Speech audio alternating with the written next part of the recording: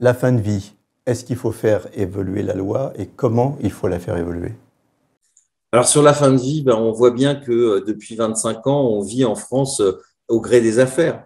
Il n'y a pas une semaine où on n'apprend pas que quelqu'un a dû partir en Suisse pour mourir comme il le souhaitait, partir en Belgique ou se pendre d'une manière tragique parce qu'il n'était pas entendu et que on ne voulait pas l'aider.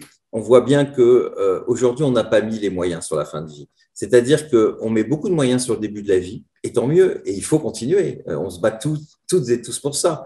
Mais on a l'impression que dès qu'on arrive à la fin de la vie, on n'est plus des citoyennes et des citoyens comme les autres. Et la première des choses, c'est de faire que la fin de la vie soit traitée de la même manière que le début de la vie. On a donné beaucoup pour la société, on a été un citoyen, une citoyenne engagée, on a payé des impôts et on est un citoyen jusque sa mort. Et c'est pour ça que d'un côté, il faut mettre les moyens notamment pour l'accompagnement en soins palliatifs. C'est pas normal que dans un pays riche comme le nôtre, il y a à peine 20 à 25% des gens qui en ont besoin qui peuvent aller dans une unité de soins palliatifs, qu'il y a seulement quelques centaines de milliers de personnes qui peuvent bénéficier d'au moins un soin palliatif d'une équipe mobile qui va venir parce que voilà, les pays qui nous entourent ont réussi à permettre cet accès quasi universel aux soins palliatifs. Donc, il faut l'argent, c'est le nerf de la guerre.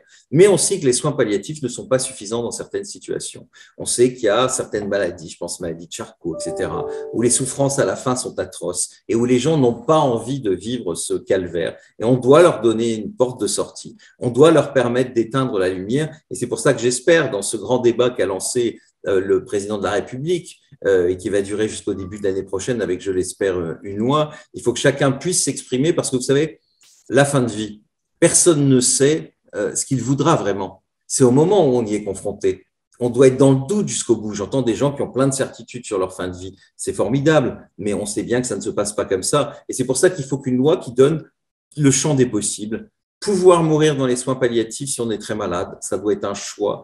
Ça ne doit pas pouvoir être refusé. Et de l'autre côté, bénéficier d'une euthanasie ou d'un suicide assisté. Voilà. Et je pense que les pays qui nous entourent, et aujourd'hui la France est quasiment entourée de pays qui permettent ce choix-là, ont montré que, eh bien, on y mourrait mieux et on y mourrait plus serein, parce que paradoxalement, plein de gens vont pas utiliser l'euthanasie, ça restera 2, 3, 4% des morts.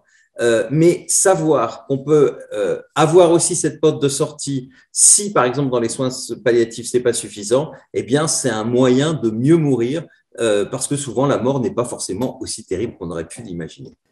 Eh bien, écoutez, je vous remercie. Douleur, soigner, prendre soin, fin de vie, mourir et être soigné dans la dignité. On va parler de tout ça le 15 octobre avec vous aux entretiens médico-languins.